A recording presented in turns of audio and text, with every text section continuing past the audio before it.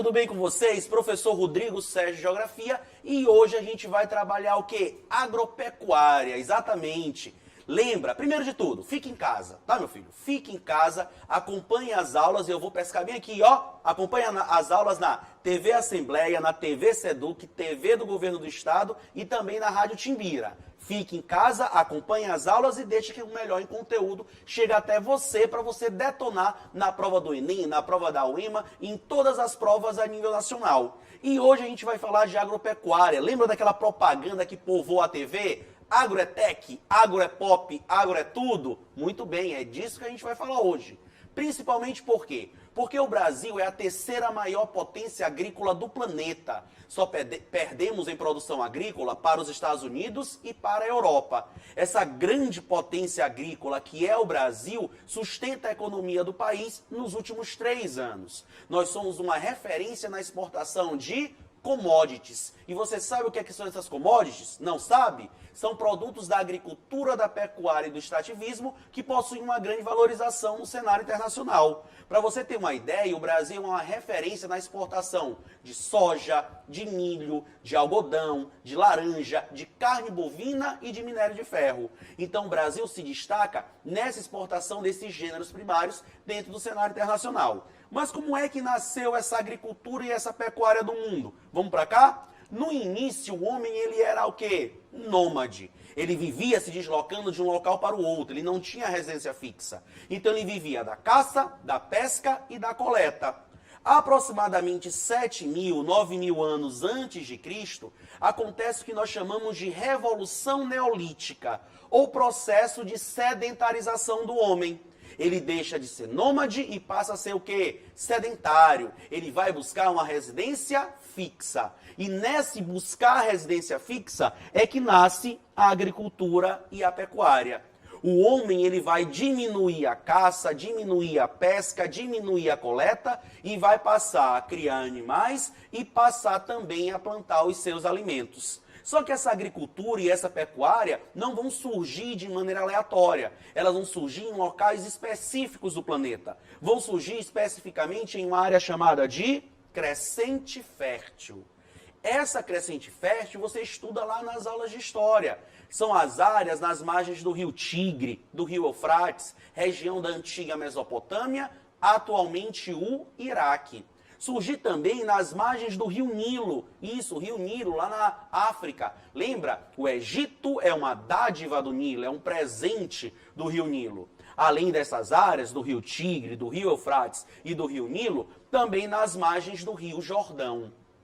Essa agricultura, então, surge em áreas de solos férteis, como, por exemplo, o solo de várzea, que é o solo que se forma na margem desses importantes rios. Pronto, o homem deixou de ser nômade e passou a ser o quê? Sedentário. Passou a ter residência fixa. Ele vai passar a partir de então a cuidar dos animais, a criar os animais. É aí que está nascendo a pecuária. Pecuária hoje que se destaca a pecuária bovina, a pecuária bubalina, a pecuária suína. E o Brasil possui o maior rebanho bovino do planeta. Exatamente, nós temos mais boizinhos e mais vaquinhas do que pessoas dentro do Brasil, certo? O nosso rebanho bovino é referência no cenário internacional, do mesmo jeito a nossa carne. A carne brasileira nos últimos anos chegou a ser a terceira mais exportada do planeta, a nossa carne bovina, que ganha o cenário internacional, principalmente na Europa, principalmente na Ásia. Além da carne bovina brasileira, também merece um destaque todo especial a carne suína e a carne de frango. Áreas como, por exemplo, a Coreia do Sul, são compradores exclusivos da carne de frango aqui do Brasil. Olha só como é que o Brasil é uma referência nessa exportação aí da pecuária a nível internacional. Tá ok? Agora, o que a gente tem que pegar e lembrar? Que essa agricultura e essa pecuária são divididas de duas formas. Existe uma agricultura, existe uma pecuária intensiva. E existe uma agricultura e existe uma pecuária extensiva. É o que nós chamamos de modelos agrícolas. E isso a gente tem que pegar e prestar atenção para poder diferenciar. Vamos comigo. Pega aí o caderno, coloca o caderninho do lado para poder pegar e fazer as anotações. Lembrando que esse material também fica disponível tanto os slides quanto o material em questões também fica disponível aí via os aplicativos como, por exemplo, o Classroom, tá bom? Então, olha só, pega o caderninho aí do lado e anota para mim. Agropecuária intensiva e extensiva. O modelo de agropecuária intensiva quer dizer o modelo mecanizado. Modelo mecanizado, modelo moderno, modelo com alto índice de tecnologia. Já a agropecuária extensiva quer dizer modelo atrasado, modelo arcaico. Ok? Tranquilo? Dentro da prova do Enem, por exemplo, já se cobrou uma agricultura extensiva, uma agricultura arcaica. E sabe qual foi o gabarito que o Enem cobrou? Coivara. Coivara quer dizer isso, técnica atrasada de cultivo. Era o termo indígena utilizado para poder praticar agricultura em determinadas áreas, tocando fogo naquele ambiente. Hoje, essa prática da queimada ela é muito utilizada em áreas no interior do Maranhão, no interior do Brasil, para fazer a chamada agricultura de roça. O roçado, onde para preparar o terreno para o plantio, esse terreno é limpo através dessas práticas da queimada. Mas aqui no Brasil, principalmente dentro do centro-oeste brasileiro, se destaca muito essa agropecuária no seu modelo intensivo.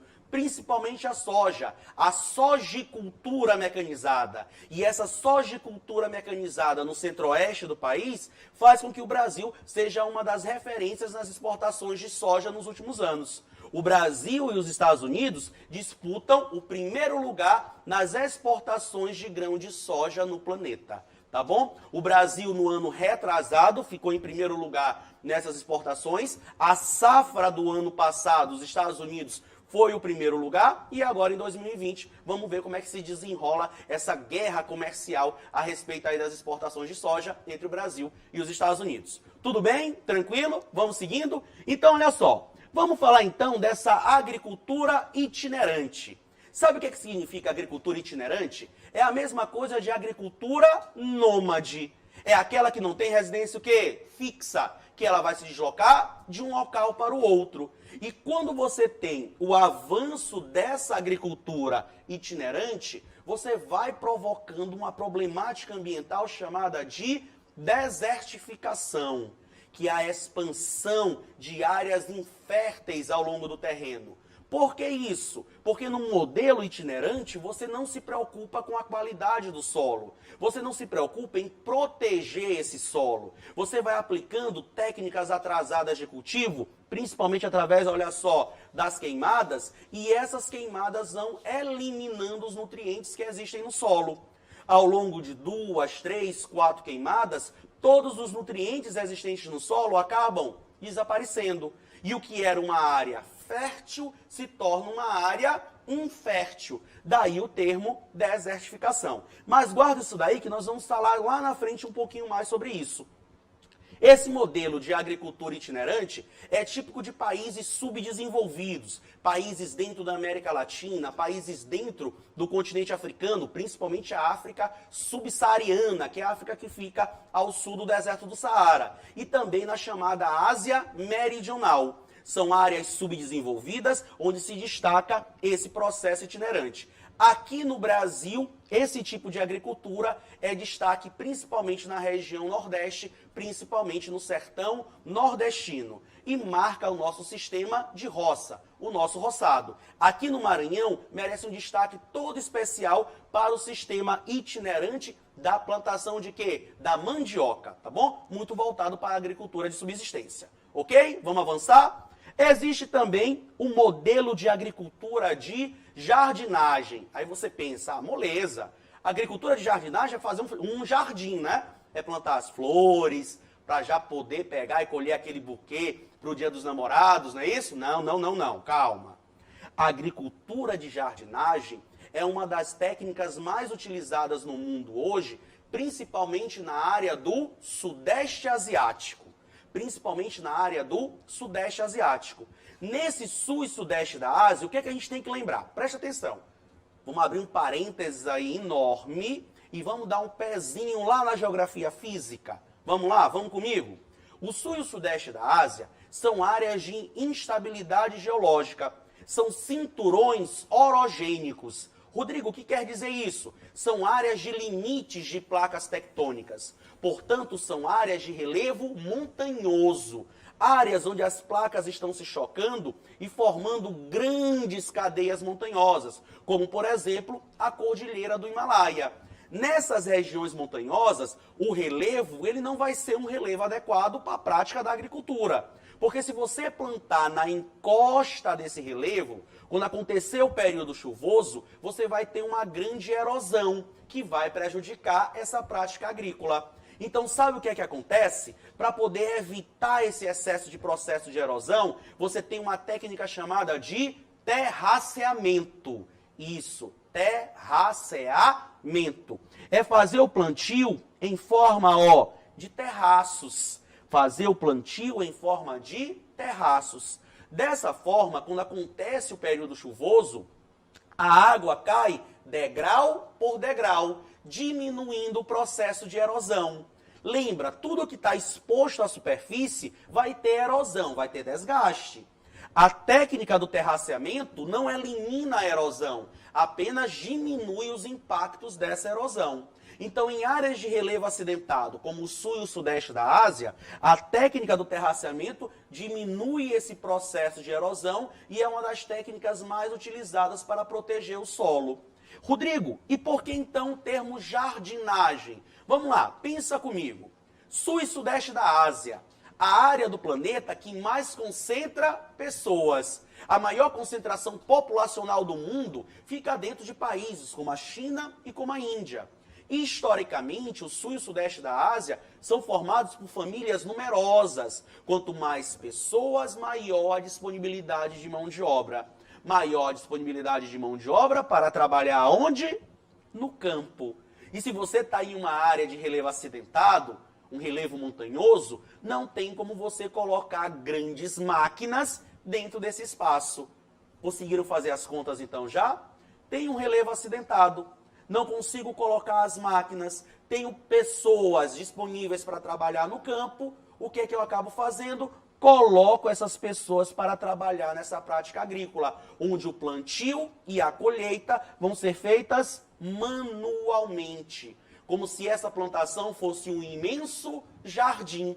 Daí o termo que? Jardinagem. Sabe qual é o produto que mais é cultivado nessa área aqui? Vamos lá. Sul e sudeste da Ásia. Quando você vai aí à noite, sair para poder passear, e aí de repente você vai comer o quê? Um sushi. Sushi, sashimi, eu não gosto muito, né? Mas a galera gosta. Sushi, sashimi, e alguns desses produtos são feitos com base em quê? No arroz. Exatamente, no arroz. A cultura asiática, ela é muito pautada em cima do cultivo do arroz. E o grande produto da jardinagem do sul e do sudeste da Ásia é o arroz. É a rizicultura. Para você ter uma ideia, 80% do arroz consumido no planeta sai do sul e do sudeste da Ásia. Tá bom? 80% do arroz consumido no planeta sai do sul e do sudeste da Ásia, praticado sob a forma da jardinagem.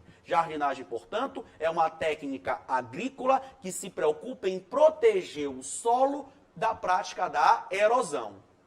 Todo mundo ok? Todo mundo tranquilo? Vamos avançar? E aí a gente chega para falar um pouquinho do nosso país, do Brasil, a terceira maior potência agrícola do planeta. Mas por que o Brasil seria essa grande potência agrícola? Quais pré-requisitos o Brasil iria possuir para ser essa potência de destaque na agroexportação no cenário internacional?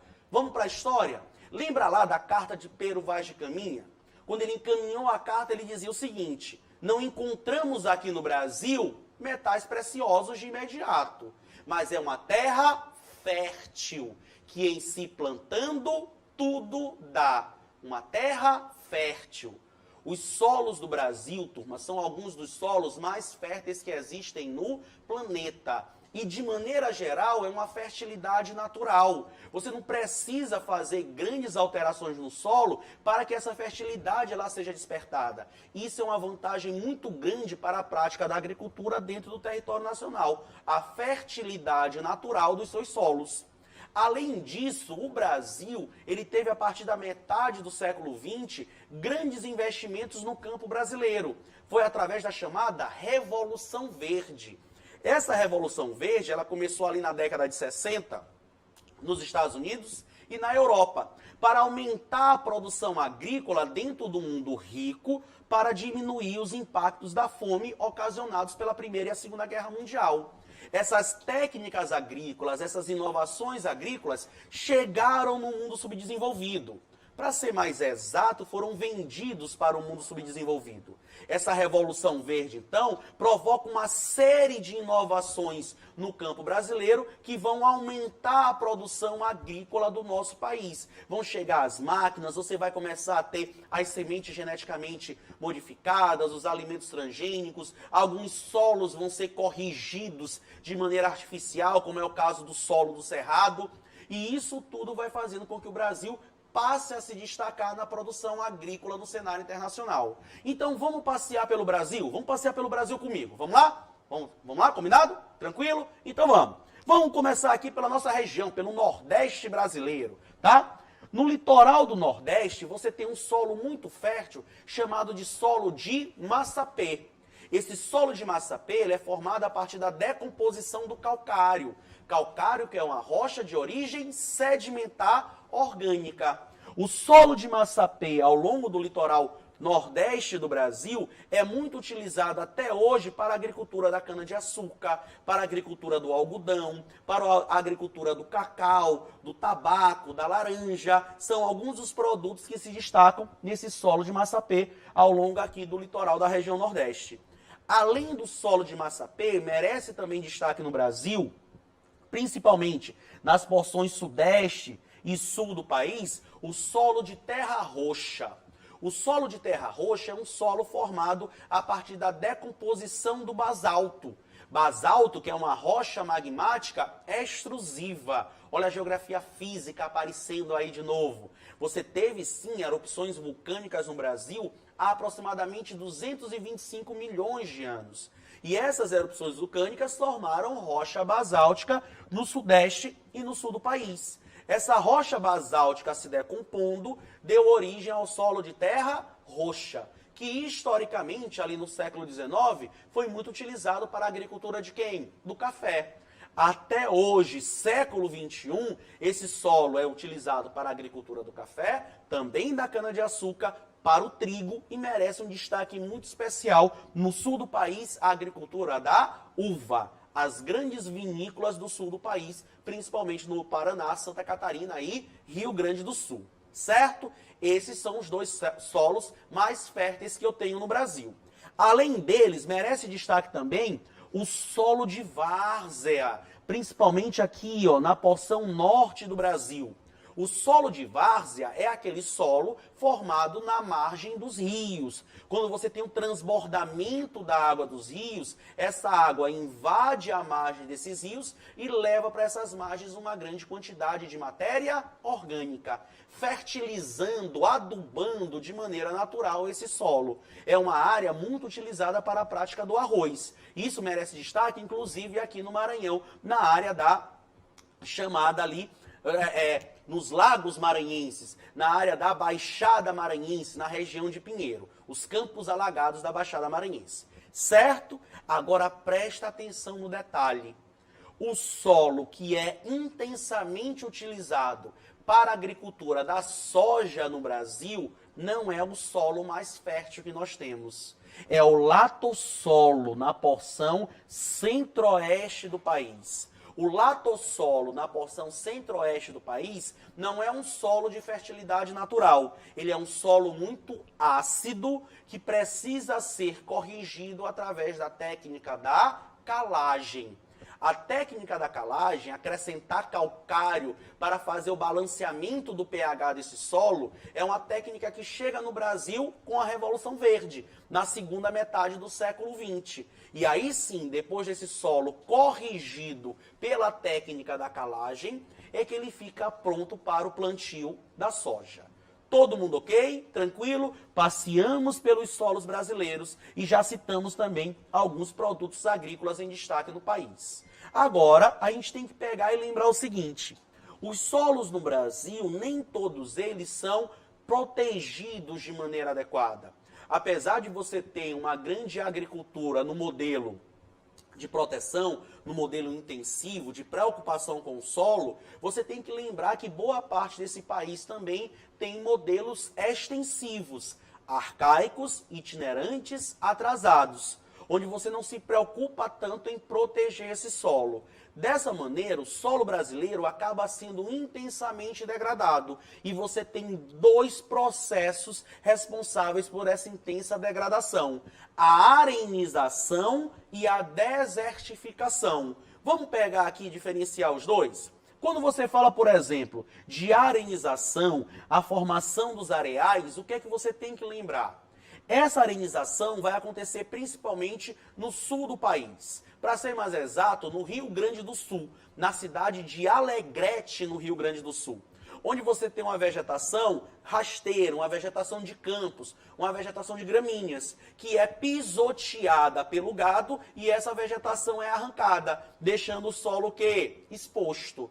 Nessa região sul do Brasil, você tem um ambiente mais úmido, influenciado pela massa polar atlântica. Essa grande umidade, essa água da chuva, quando bate nesse solo sem proteção, vai pulverizando esse solo, transformando esse solo em pequenos grãos de areia. Daí o termo que? Arenização. E a formação nessa área de Alegrete, no Rio Grande do Sul, a formação de imensos areais, certo? Como, por exemplo, o chamado deserto de São João. Mas a grande problemática dos solos no Brasil fica por conta da desertificação. Tanto que a desertificação que ocorre no sertão nordestino ganha notoriedade no cenário internacional. Agora preste atenção aqui comigo. Olha só, desertificação você não pode confundir com a formação de desertos. Ainda mais porque você não pode colocar na sua cabeça que deserto é um monte de areia. É por isso que, às vezes, os lençóis maranhenses, eles são vendidos, né, para o cenário turístico de maneira errada. Os lençóis maranhenses são um deserto de areias claras circundados por lagoas. Ei, em um deserto não chove. Então, se os nossos lençóis maranhenses possuem lagoas de água cristalina, para tu bater aquela foto, ó, e depois postar, é paraíso que chama, né? Pronto. Aquelas lagoas são resultados de grandes índices pluviométricos na área dos lençóis maranhenses. E esses grandes índices pluviométricos não são características de deserto. Por isso, os lençóis maranhenses não podem nem de longe serem chamados de deserto. Deserto não é um monte de areia. Deserto significa ausência de vida, ausência de fertilidade. Você tem deserto arenoso, que são os desertos clássicos, como, por exemplo, a área do Saara africano. Você tem deserto de sal, você tem deserto de pedra. Deserto é ausência de vida, é ausência de fertilidade. Então, quando você fala desertificação, você está falando de uma área fértil que vai se tornar infértil devido a técnicas rudimentares de cultivo. E dentre essas técnicas rudimentares de cultivo, merece destaque a prática da queimada, da agricultura itinerante, onde você pega um determinado solo, toca fogo, limpa o terreno, faz o plantio e depois esse solo é o quê? Abandonado. E assim sucessivamente. Você vai expandindo essa área infértil, você vai expandindo essa desertificação. Dentro do Brasil, na área do sertão nordestino, essa desertificação ela avança principalmente para o interior de estados como Ceará, como Pernambuco, como a Bahia. Tá bom? Tranquilo? Espero vocês em uma próxima oportunidade para que a gente possa discutir um pouquinho mais sobre o cenário econômico do Brasil, tá bom? Não esquece, fique em casa que o melhor conteúdo chega até você, tá? Beijo grande e até a próxima. Tchau!